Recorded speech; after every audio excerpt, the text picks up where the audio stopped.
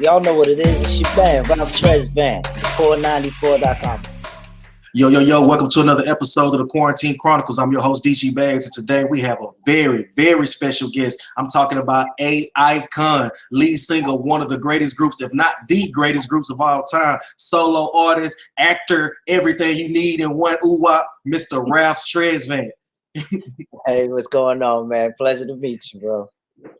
Oh, man, thank you so much, man. I want to come right into it, man. I'm just glad you're here and healthy during this crazy time, COVID-19. I know. How you been maintaining during all this?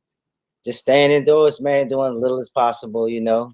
Just trying to stay healthy, eat right, that kind of thing, man. You know, doing what everybody else is doing for the most part, man. I miss being out there and being able to perform and stuff like that. But, you know, in the meantime, I'm doing what I've been doing throughout the years, man. Just living healthy and staying active, you know. I keep my body moving so that I'm ready when the time comes. I can keep going. I ain't gotta worry about trying to play catch up at the last minute and all that. So, you know, for the most part, I've been healthy for years. I'm just blessed. My family's doing good. Nobody's been hit hard by it. So, you know, overall, I've been blessed, man. So, I'm just doing the same. Staying ready, so you don't have to get ready. Yeah, that's right. But stay ready, so I ain't gotta get ready, man. Exactly.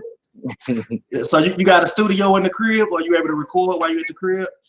I've had one. I just recently moved, so it's not set up, but it's there. I'm getting ready to set it back up soon enough so I can, you know, I'm trying to finish up the album and not being able to go into a lot of studios like I used to, like usual, doing a lot of online stuff, you know. So I'm about to set it back up, but I do have one here ready to go. It's probably going to be a little bit more condensed because I kind of downsized and everything from where I was, but I'm setting it up now. It's not actually ready, but it'll be ready soon so I can finish this album up. Yeah, I already know the project be dope. You got that track right now with Johnny Gill, like, you know what I'm saying, bless the world with it. Man, it felt good doing that one, man. That was a good job. I'm glad everybody's liking it too. It's getting received real well. So. All I ever ask for, I can't hold it in. Put my money on you. All we do is win. Overall, you know, we made the right choice coming with that. We just did a song with Johnny called Perfect, which made it easy. He did the lead, and I was featured on his project. And so we just wanted to keep that going while the momentum was moving, you know, while it was good. And just did the flip where I'm doing the lead and he's doing the feature now. Doing my and that's always dope, you know, because we always love the contrast when you and Johnny sing together. You know what I mean? You know, we found out later, you know, during the film and everything else, what was going on, the difference between you guys when there's another lead that comes in. You know what I mean? But to us, like, Can You Stand the Rain? It's like the perfect song. Like, everybody has their slots. It's just like we love when you and Johnny come together and do the thing. It's like perfection. Thank you. I appreciate that. That's something we learned from Jimmy Jam and Terry Lewis. When Johnny first entered the group, it was one of those challenges, like, how we gonna put this powerful voice, he's, you know, just a strong vocalist overall into this, at the time, what was more of a bubblegum sound, you know, us as little youngsters. So trying to fill that song, put that together, and they showed us how to merge those two voices, and that when they're done right, you know, how well it can sound. So we just been trying to keep that going throughout there. Like you said, Can You Stand the Rain was one of those songs that it still stands the test of time. People hear that today, and it still holds weight. So we did it with Boyz II Men. We did it with a few other songs. We just that collaboration. We figured out how to work it, man. When it's done right, people still, like you said, seem to like it. They enjoy it. What's your favorite songs to perform? Like when y'all all together as a group. One of my favorites is "If It Isn't Love." "If It Isn't Love" is just one of the routines, kind of a synopsis with the song. They go hand in hand with the song. So when you hear the lyrics, it's like I instantly see all the routines, everybody else in the audience and watching them, they're doing a routine. It just gets this roar of the crowd when they first hear that intro with the drum roll, when that comes on, and we go into the motion with the whole joint. It's like everybody starts dancing with us in it. So that's always fun. Can You Stand the Rain gets a real good applause. You know, there's so many of them, man. But I would say one of my favorite would be "If It Isn't Love." When we rock that together, it just seems like a little magic that goes on in the room at the time. That the other songs, they do well, obviously, but that song always seems to just light the room up in a different kind of way. So I always enjoy doing that. What about the songs y'all did, like, from the first? I'm such a huge New Edition fan. I mean, I'm going to ask you about songs that you know it's on the album, like Whispers in Bed, but you're like, I'm like, okay, but I want to talk about Oh, Oh, with the shit, man. I Nice. love New Edition rap trip. My My man. grandmother. Look, I'm from Houston, Texas. Right now in Dallas, dudes wear your haircut. They call it the booty or whatever, but we called it a rap trees, man. You got to be waved down with the just a shag in the back. You got to be That was all it. swag, piece of chain, man. I'm Yeah, telling wow. That's you. big. That's big, man. I appreciate that love, yo. Yeah, that was Yeah, in need. yeah, That was, no, not the bricks. A lot of cats was doing that when I came up. I was just one of the people that got out there in front of everybody with it on. But the shag with the waves and the part on the side of the head was something that they was doing in the projects back in the day when I grew up. So I captured that and brought it to the world. Yeah. yeah. And you from Roxbury Projects in Boston, right? Yep. Roxbury. Yeah, Yep. yeah, yeah. My favorite comedian of all time is rest in peace Patrice O'Neal from us. So anybody that come from Roxbury, I'll be like, man, they hold a deep place in my heart. You know what I mean? For real. Wow. Rest in heaven. Can't. Yeah, Yeah, that's it, though, man. Or to par for life, man. OP. man. But I want to know about performing those earlier songs. Like, is this the end? Like when your voice was different, when you had more of your child voice before you graduated into your king man voice. You know what I'm saying? That took over the ladies. You know what I mean? But Uh, how do you still perform like Candy Girl or anything like that? I took a picture when we did what we did with those is we took a page out of the Jacksons book and we watched how they transformed the songs as Michael got older and his voice started changing. So we started flipping how we do them and making them more just more dramatic. Obviously we lowered the keys on them, but the way we performed the song was kind of taken out of their playbook. And we watched the Jacksons, and as I got older, we started utilizing a lot of the ways that the Jacksons changed up their songs, like the ABCs and I Want You Bags, and doing medleys with them. Not performing the full song, but doing nice little pieces of medleys to them, and changing the arrangements just enough so that you felt the new excitement about it, but you didn't lose the integrity of the song itself. As in its original form. So we was able to take a little bit of that Jackson 5, when they moved out of the Jackson 5 into being the Jacksons, and use that formula to that's the way we kind of perform them now. It was scary at first because you're losing that voice and you're thinking you're getting Right. ready to miss that everybody loves, and they're waiting to hear you sound like those records. But we found a way where it didn't drop too much. It dropped so gradually over time that Hmm. I was able to kind of slowly change it in a way where people couldn't really feel this dramatic change. It wasn't like I went from Hmm.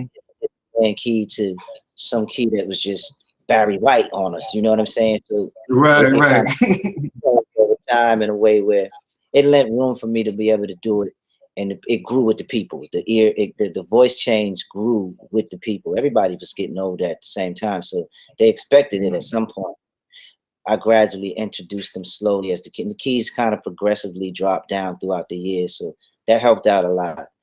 By the time we got to like the Cool It Down album, Count Me Out album, we was doing those records, I pretty much had dropped to where I was going to be. I can still perform some of those a lot of songs that in pretty much in their original key. If It Isn't Love, we have never changed those keys when we got with Flight Time. And so they got a point where I was slowly introducing the new voice, and where I was at with everything, it grew on everybody. They was expecting it because the records were in those keys at that point. So long as the records was in that key, I can come out sounding like the record. So the older stuff, they already passed that sound a little bit, knew that was something that was from the past, and so they expected, or in a new way, it wasn't shocking everybody. It didn't just come off like, okay, I don't like it.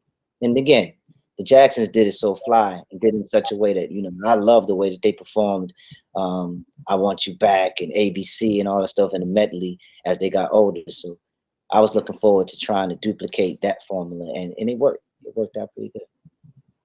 Yeah, yeah, yeah. And I want to talk about that, because being you was not only just a child star, you meant so much for Black people and Black culture and the way things shaped now and the way things move. We dress like how you dress. We did what y'all did. You know what I mean? And when New Edition started rapping, I've talked to a lot of people, a lot of artists, and a lot of people say they started rapping when they saw New Edition rapping. New Edition was all we saw, all we knew. You know what I'm saying? Rap Tresvant. You know what I'm saying? Yeah. So when you started transitioning to the rap, was you writing those raps, or was it just a part of the songwriting things that going? Because you always, every time you rap, you wrecked. was right. We was rapping. I think on the very first one, Candy Girl. That's like one of the first R&B rap merges that came out, you know, and that was Maurice Mhm. Starr. He wrote those for us since we was little young cats. So all that she walks Mhm. so fast. So my girl's like candy, a candy treat, and all that. That was Maurice Starr putting that together. But everything after that, that was us. Why are you all coming down on me? I wrote that. Trying to tell me how my life is supposed, you know, Ronnie, Bobby, Ricky, and Mike. I love the kids. Like, yeah, that was coming out of my own head at that point. Stop it, stop it. That Roddy, Bobby, Ricky, that is being repeated and knocked off so much. All right, look, I'm finna switch you up with this one. All right, look. In House Party 2, all right, we know you was in there. We know you did Yo Baby Yo. We know you was in the crazy pajama scene. But at the very end of the movie, they playing that rated R when kids doing this. Yeah. Like for years, me and my brothers, we always thought that was kid rapping. So when Jay-Z came out years later with Dirt Off Your Shoulders, we used to have barbershop arguments. Yo, Jay-Z stole Kid Flow from House Party. I say, bro, that's Ralph Tresvant from New Edition. But after I hit the 290s, then I finally discovered. I say, that's Ralph Flow. I'm telling you, are you aware how many people take your flow? Are you aware of that? No, I didn't even pay attention to it. And when she said to you saying it right now. No, actually, I was just, you know, where I got that flow from. Chuck D, Public Enemy. That's who I was at that time. I was listening to something that he did, and he was moving. I was listening. I was a hard body Public Enemy fan. So when I went in the studio, that's the flow I was on, and it wasn't like it was saturated a lot. You know, it wasn't really heard that much as a flow. So I grabbed a piece of that from Chuck, made my own, obviously, so I didn't sound exactly like him, but that was the inspiration of that. Make way for the brother, rising from undercover, super fly for the night. Cause I finally discovered, had to get it correctly. Cause I heard it, you want it, making sure that it's funky, so you never sleep on it. There, I was coming from him, man. Yeah, you bodied it, everything. I tell you, I was such a huge fan, bro. I remember the Mo Money soundtrack, like everything you did, the Sensitivity record, man. I'm just such an honor. I'm just such honored and grateful to have you on right now, bro. And I just don't want to let no stone go unturned. You know what I mean? Word. Man, I appreciate that love, man. I really do. Yeah, man. So just thank you so much, man, for the interview, for everything you got going on. Can you just tell everybody where you can find your new music, your up and coming music, if they want to reach you, if they need some singles, need some features, just lay it on out. It's everywhere, man. You know, I'm all like the real Ralph Tresvant, Instagram. Oh, yeah, you know, just Google my name, man. I'm not hard to find, man. Just go on and reach out. We get ready to drop the new video for All Mine. We just finished that up. It's gonna be premiering soon. Probably this weekend. We're gonna start getting that popping and help support the single. You know, thing I wish I could do is hit the road. I wish I could go perform and get out there in front of everybody. And that'll happen soon, hopefully. But if not, we'll find some way to do it via the internet, you know, on some of these platforms that's going on.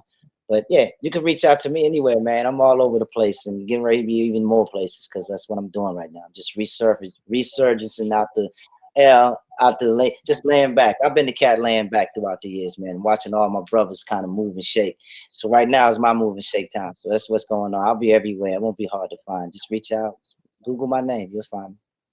You know who it is, just like that, man. DG Bags here with the legend, the icon, Ralph Tresvant. You can find me on Instagram at DG Bags. That's at DGBAGGS or at the Core 94. Make sure you tune in to the core94.com for the hottest content, latest content, the best content, period. Mr. Tresvant, I'd like to say thank you again so much. It's an honor, man. You made my life, bro.